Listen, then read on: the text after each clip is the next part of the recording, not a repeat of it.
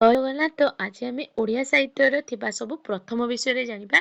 ଯେମିତିକି ପ୍ରଥମ କ୍ଷୁଦ୍ରଗଳ୍ପ, ପ୍ରଥମ ଉପନ୍ୟାସ, ପ୍ରଥମ ମନସ୍ତାତ୍ତ୍ୱିକ ଉପନ୍ୟାସ କୋଉଟା ଥିଲା। ତ ଯୋଉଟାକି ଆମର CPT ଏକ୍ଜାମରେ ହଉ, SSB TGTରେ ହଉ, ଓଡ଼ିଶାର ଯେକୌଣସି ଯୋଉ ଓଡ଼ିଆରେ ଯୋଉ ଏକ୍ଜାମ ହେଉଛି ସେଥିରେ ପ୍ରାୟତଃ ପ୍ରଥମ ବିଷୟରେ ପଚାରେ। ତ ଚାଲନ୍ତୁ ଆମେ ଆଜି 50ଟି କ୍ୱେଶ୍ଚିନ୍ ଡିସ୍କସନ୍ କରିବା।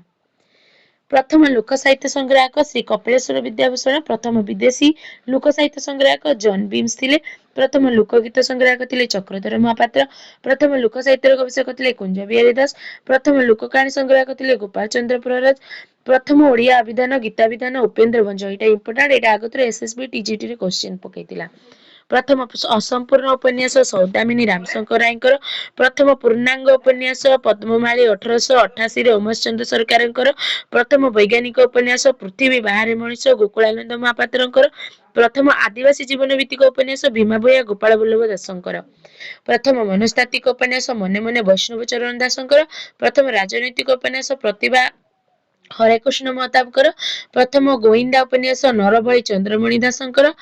ପ୍ରଥମ ଯୌଥ ଉପନ୍ୟାସ ବାସନ୍ତୀ, ଏଇଟା ଇମ୍ପୋର୍ଟାଣ୍ଟ ମନେ ରଖିବେ। ପ୍ରଥମ ମଣିଷ ଚରିତ୍ର ବିହୀନ ଉପନ୍ୟାସ ସ୍ଥାବର ଜଙ୍ଗମ କୈଳାସ ପଟ୍ଟନାୟକଙ୍କର।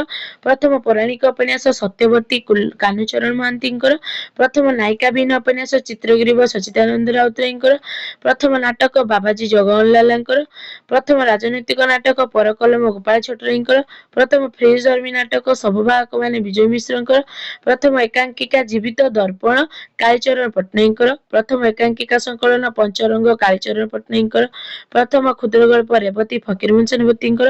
ପ୍ରଥମ କ୍ଷୁଦ୍ରଗଳ୍ପ ସଂକଳନ ଚନ୍ଦ୍ରଶେଖର ନନ୍ଦଙ୍କର 1906ରେ। ପ୍ରଥମ ଜୀବନୀ ହେଲା ବୈଷ୍ଣବ ଲୀଳାମୃତ ମାଧବ ପଟ୍ଟନାୟକଙ୍କର।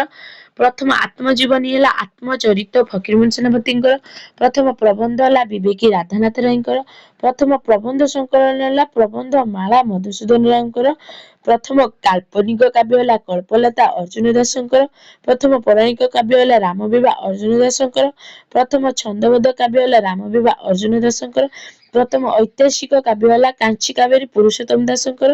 ପ୍ରଥମ ଆଧୁନିକ ମହାକାବ୍ୟ ହେଲା ମହାଯାତ୍ରା ରାଧାନାଥ ରାୟଙ୍କର। ପ୍ରଥମ ସନେଟ ସଂକଳନ ହେଲା ବସନ୍ତ ଗାଥା ମଧୁସୂଦନ ଦାସଙ୍କର। ପ୍ରଥମ ସମ୍ବୋଧନ ଗୀତିକା ସଂକଳନ ହେଲା ଉଚ୍ଛ୍ୱାସ କୁନ୍ତଳ କୁମାରୀ ସାବତଙ୍କର। ପ୍ରଥମ ଗାଥା କବିତା ସଂକଳନ ହେଲା ଆଲେଖିକା ଗୋଦାବରୀ ମିଶ୍ରଙ୍କର। ଏଇଟା ଇମ୍ପୋର୍ଟାଣ୍ଟ ଅଟେ।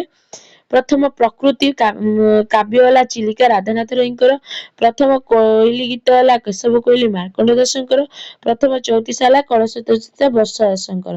ପ୍ରଥମ ବ୍ୟଙ୍ଗ କବିତା ସଂକଳନ ହେଲା ହସନ୍ତ ସଚିଦାନନ୍ଦ ରାଉତରାୟଙ୍କର 1948ରେ। ସାରଳା ସାହିତ୍ୟର ପ୍ରଥମ ଆଲୋଚକ ହେଲେ ଗୋପୀନାଥ ନନ୍ଦ ଶର୍ମା। ଏଇଟା ଇମ୍ପୋର୍ଟାଣ୍ଟ ଅଟେ। ଭଞ୍ଜ ସାହିତ୍ୟ ପ୍ରଥମ ଆଲୋଚକ ହେଲେ ଦାମୋଦର ଦାସ।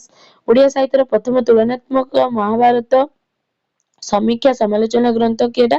ଶ୍ରୀ ଭାରତ ଦର୍ପଣ ଗୋପୀନାଥ ନନ୍ଦ ଶର୍ମାଙ୍କର। ଏଇଟା ବି ବହୁତ ଇମ୍ପୋର୍ଟାଣ୍ଟ। ପ୍ରଥମ ଓଡ଼ିଆ ହାତଲେଖା ପତ୍ରିକା କୋଜିବର ସାଧୁ ସୁନ୍ଦର ଦାସଙ୍କର। ଏଇଟା ବି ଇମ୍ପୋର୍ଟାଣ୍ଟ।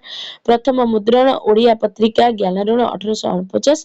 ପ୍ରଥମ ଓଡ଼ିଆ ଶିଶୁ ପତ୍ରିକା ପ୍ରଭାତ ରେବାରାୟଙ୍କର। ଓଡ଼ିଆ ସାହିତ୍ୟର ପ୍ରଥମ ଓଡ଼ିଆ ସାହିତ୍ୟ ପତ୍ରିକା ହେଲା ଉତ୍କଳ ଦର୍ପଣ। ପ୍ରଥମ ଓଡ଼ିଆ ସାପ୍ତାହିକ ସମ୍ବାଦ ପତ୍ର ହେଲା ଉତ୍କଳ ଦୀପିକା। ଏଇଟା ବି ଇମ୍ପୋର୍ଟାଣ୍ଟ। ଇଂରାଜୀ ସାହିତ୍ୟରୁ ଓଡ଼ିଆ ସାହିତ୍ୟକୁ ଅନୁଦିତ ପ୍ରଥମ କାବ୍ୟ ହେଲା ଭ୍ରମଭଞ୍ଜନ ଜଗମୋହନ ଲାଲଙ୍କର। ପ୍ରଥମ ରଙ୍ଗମଞ୍ଚ ହେଲା ରାଧାକାନ୍ତ ରଙ୍ଗମଞ୍ଚ ଜଗମୋହନ ଲାଲଙ୍କର। ତ ଏତିକି ଆଜି 50ଟି ନେଇ ଆସିଥିଲି, ଆଉ 50ଟି କାଲି ପୁଣି ଆଉ ଗୋଟେ ନୂଆ ଭିଡ଼ିଓରେ ଆଣିବି। ତ ଆପଣମାନଙ୍କ ପାଇଁ ଗୋଟେ ସରପ୍ରାଇଜ ଅଛି, ଯେଉଁ ସାହିତ୍ୟକୋଷ ବହି ବିଷୟରେ ଆପଣମାନଙ୍କୁ ମୁଁ ନେକ୍ସଟ ଭିଡ଼ିଓରେ ଗୋଟେ ବହୁତ ଭଲ ଡାଟା ଦେବି। ଆପଣମାନେ ଭିଡ଼ିଓକୁ ଲାଇକ୍ ସେୟାର ସବସ୍କ୍ରାଇବ କରନ୍ତୁ।